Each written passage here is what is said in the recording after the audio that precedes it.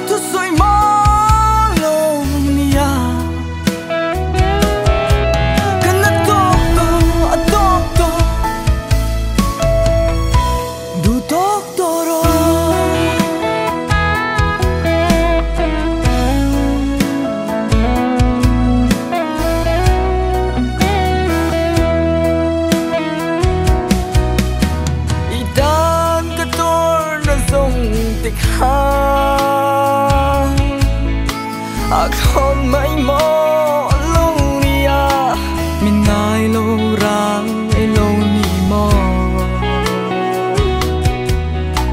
idan cái tôi nó dùng tiếc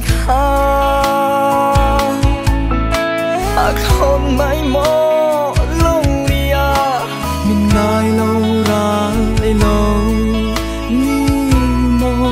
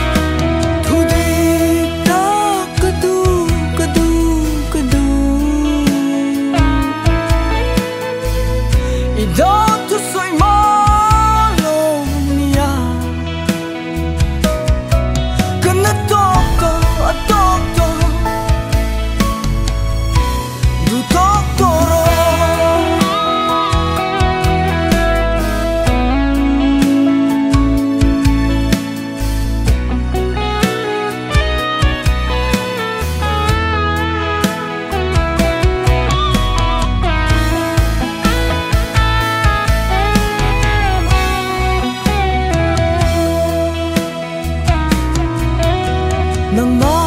vang yan ka kai var thi a khat to kin ka kol thin che chang zai re ire silo mo nang ma vang yan ka kai var thi a khat to kin ka kol thin che chang zai re